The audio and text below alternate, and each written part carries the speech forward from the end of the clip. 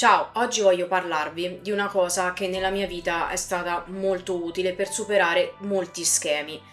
Quello di cui sto parlando è l'ipnosi regressiva, un'ipnosi che però io ho scelto di praticare senza l'aiuto di un'altra persona, ovvero attraverso l'utilizzo di un video trovato su YouTube, io sono riuscita a rivedere le mie vite passate.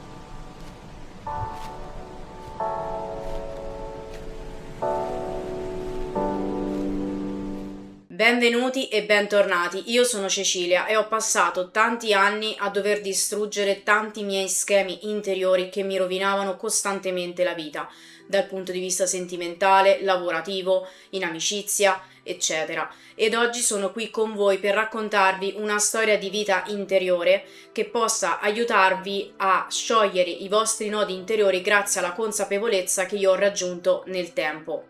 Oggi parleremo appunto dell'ipnosi regressiva. L'ipnosi regressiva non è una cosa di cui aver paura, anzi è in realtà una cosa che comunque rimane sempre un po' in quei contesti, in quegli ambiti molto oscuri, molto strani.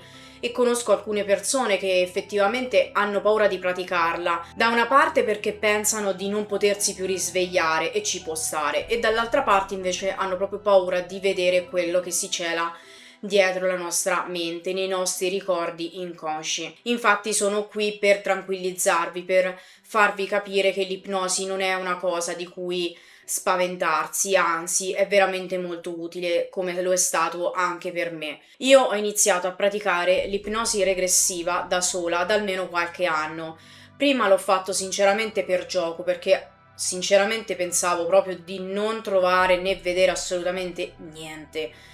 E invece sono rimasta particolarmente stupita in quanto in realtà sono riuscita a vedere un qualcosa, anche se poco l'ho visto, e quello poi mi ha spinto a continuare a farlo nel tempo. Questo non significa che dobbiamo costantemente cadere in ipnosi, anzi è più un sentire interiore. Almeno personalmente io lo faccio solamente quando sento che dentro di me c'è un'esigenza, sento che c'è un qualcosa che non appartiene a questa vita e che devo andare un attimo a rivedere, a ricordare più che rivedere. Ci sono molti modi per entrare in ipnosi, la maggior parte delle persone si fa aiutare da un esperto, e quindi se avete paura, se non ve la sentite, questo non è un video per voi, nel senso, fatevi aiutare da una persona esperta. Io sono capitata per caso in questo video dove puoi praticare da solo l'ipnosi regressiva e ho provato, semplicemente mi sono buttata e ho provato. La primissima volta ho visto poco, però è stato necessario poi per spingermi a continuare a farlo. La prima volta mi sono trovata nelle coste della Scozia. Sentivo addirittura il vento, per quanto era forte in quel punto. C'era tantissima erba verdissima, era una bella giornata, per quanto in Scozia si possa definire bella giornata, era comunque nuvoloso ma non pioveva e questo mi risulta già un gran successo. Avevo dei capelli lunghissimi rossi, ancora me lo ricordo come se lo vedessi in questo momento mentre ve lo racconto, e camminavo, avevo un vestito lungo e camminavo su quest'erba e c'era un piccolo cottage che dava su, proprio sulle scogliere più o meno, e si vedeva in lontananza il mare, e allo stesso tempo mentre io scendevo questa collina c'era un ragazzo che veniva verso di me, e quando l'ho visto ho iniziato a correre e anche lui, e mi chiamavo Elizabeth. Da lì l'ipnosi è finita. E poi non ho continuato onestamente, nel senso che non è che è diventata un'ossessione, ho detto Dio, chissà che è successo, voglio rivederlo, no. Ho detto cavolo, ci sono riuscita, mi pare già un gran successo, e ho smesso, non l'ho più fatta. L'ho ripresa un paio di anni dopo, perché c'è stato un episodio un po' brutto in un contesto lavorativo molto pesante, per cui ho dovuto lasciare quel lavoro e, e praticamente grazie a un'amica che fa le canalizzazioni angeliche, gli angeli mi hanno detto di andare a rivedere una certa situazione che apparteneva a una mia vita passata, più nello specifico proprio nell'infanzia di una vita passata, per cui non apparteneva a questa. Quando ho sentito la canalizzazione non ho sinceramente pensato all'ipnosi, proprio zero. Solo un mesetto dopo ci sono arrivata, nel senso che perché non riprendere quel video famoso che mi ha aiutato ad avere la prima ipnosi regressiva e provarci? Alla fine al massimo non avrei visto nulla. E quindi era proprio questo periodo, nel 2021, non ricordo se era proprio il giorno di Natale, il pomeriggio. Io non è che festeggiavo tantissimo il Natale perché non è che all'epoca mi piacesse tanto, quindi eravamo a casa e il pomeriggio ero da sola, poi ripeto, affrontavo questo periodo veramente difficile e quindi tutto avevo meno che voglia di uscire e vedere gente e ho detto proviamo. E lì è stato scioccante perché ho visto cose che non avrei mai pensato, molto pesanti. Ho visto una bambina di 4-5 anni, mi ricordo aveva anche un fratello un po' più grande e ricordo che c'era un signore che frequentava la casa dove vivevo credo in Kansas, in America comunque, c'era un fiume, c'era un bosco lì vicino, avevamo una casa molto grande, ero figlia di una famiglia abbastanza ricca dell'epoca, non era, era all'epoca era tipo inizi del Novecento, fine Ottocento, perché poi quando voi lo praticate vi renderete conto anche dell'epoca. Io ricordo anche che in questa precisa ipnosi mi fecero vedere proprio una data, era però 1896 forse, adesso vabbè non ricordo proprio perfettamente, però vi capirete anche il tipo di periodo storico anche dagli abiti, dal tipo di arredamento, da tante situazioni arriverete a capirlo. A volte fanno proprio vedere la data come vi ho appena detto. E niente, io ero una bambina piccola che a un certo punto è stata rapita da questo signore che frequentava la nostra casa. Mi ha portata nel bosco, mi ha ammazzato e da lì, nel momento in cui lui mi ha ucciso strangolandomi, perché proprio ora non è che vi prospetto chissà quale entusiasmo nel fare l'ipnosi, però vi garantisco che è utile. Se avete paura perché appunto potete vedere questa tipologia di immagini veramente pesante, lasciate perdere. Però proprio perché io sono qui potete capire che non succede assolutamente nulla. E questa persona mi ha ucciso strangolandomi, io mi sono sentita proprio...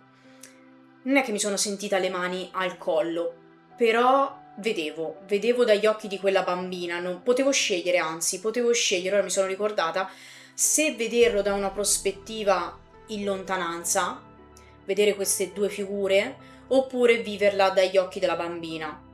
E io ricordo che li alternavo, fino a quando ho deciso di prendere coraggio e rimanere dal punto di vista della bambina. E nel momento in cui sono morta, io ho iniziato a vedere la scena in bianco e nero. Questa persona non solo mi ha ucciso, ma mi ha anche violentata una volta morta e poi è scappata.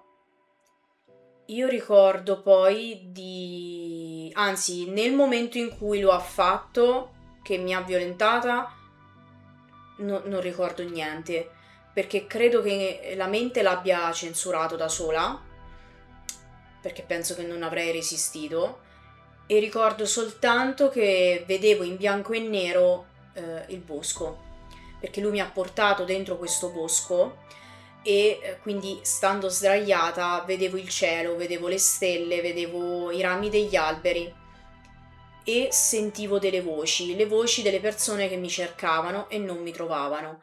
Infatti dopo poco la visione si è un po' spostata sulla ricerca che mio padre ha iniziato a fare, perché ripeto era molto ricco, quindi aveva richiamato tantissime persone pagandole per ritrovarmi e ci hanno messo 2 giorni per trovarmi e mi ha trovato proprio mio padre. e lì, anche lì, io vedevo tutto in bianco e nero e sentivo le voci, sentivo i cani che mi cercavano e, e mi ci viene anche da piangere perché quando mio padre mi ha visto, lui è stato malissimo e nelle ricerche c'era anche la persona che mi aveva ammazzato. E questo per farvi capire quanto è intensa, però è utile, poi vi spiegherò. È stato proprio difficile, però vedere che mi aveva ritrovato dall'altra parte ero sollevata del fatto che mi avrebbe dato un posto, un luogo dove seppellirmi. E la cosa frustrante era non potergli dire che era l'amico di famiglia che aveva fatto tutto ciò. E da lì la visione si è interrotta e va bene, dopo ci sono tutti i passaggi dell'ipnosi in cui praticamente poi c'è tutta la fase di risveglio. Infatti vi consiglio prima, se avete paura, di sentire prima l'audio dell'ipnosi del video che utilizzo io, perché magari prendete familiarità. Finita l'ipnosi, quindi mi sono risvegliata, ovviamente ho pianto come è successo adesso, è stata l'ipnosi più forte che io ho vissuto. Però mi ha fatto capire tante cose.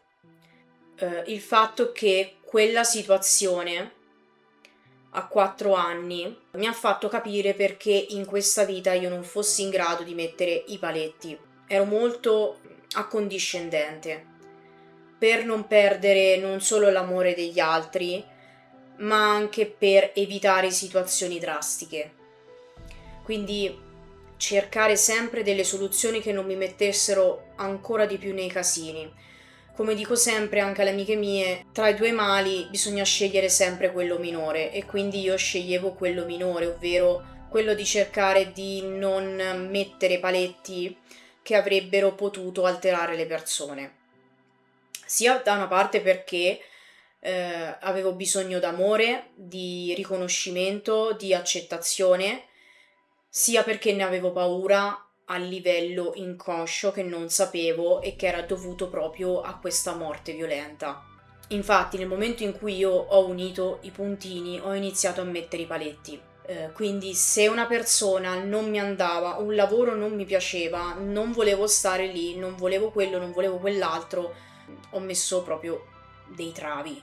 Ho fatto anche altre ipnosi, tra l'altro sento la necessità di farla un'altra in questo periodo, appena avrò tempo la farò. E ho visto tante altre cose, ho visto anche in 2 vite mi sono suicidata, una volta ero un uomo, una volta ero una donna, in un'altra invece ero poverissima, ero veramente veramente povera e infatti è uno dei nodi karmici che io devo sciogliere in questa vita e lì avevo rubato una pecora. Avevo rubato una pecora perché ero senza niente. Lì per lì penso di averla rubata per mangiare. Poi invece ho capito che quella pecora aveva un'altra utilità e infatti, ora ve la faccio breve, avevo tosato la pecora, era in un periodo anche lì intorno al Medioevo tipo, perché ero veramente vestita di stracci, c'erano i castelli con i ponti levatoi, la gente girava a cavallo, i militari, i cavalieri, eccetera, quindi era Medioevo. E iniziai a tosare questa pecora e a cercare di colorare la lana. Da lì io sono diventata ricchissima. Sono diventata veramente, veramente ricca e ero una delle più famose commercianti di lana dell'epoca. Almeno così quello che ho visto, ora non saprei, il nome non è uscito. Questa è stata la mia esperienza con l'ipnosi regressiva, detta anche autoipnosi regressiva. Se ve la sentite, provate. Se non vedete niente, non vi preoccupate. Evidentemente la mente attua un meccanismo per cui vi vuole proteggere e quindi non è il momento. Dovete sentirlo anche dentro. Non provate così a caso. Cioè, la prima volta potete anche farlo per vedere se qualcosa succede, però se non succede niente, lasciate perdere e lo fate la volta successiva. Spero che la mia storia ti possa aiutare a prendere consapevolezza dell'importanza che ha l'ipnosi regressiva per distruggere nodi e schemi mentali che ci portiamo da vite passate, o anche per spiegarci la motivazione del fatto del perché incontriamo certe persone, proprio perché nulla accade per caso. Se è così, segui il canale per non perderti tutti i prossimi video. Io ti aspetto qui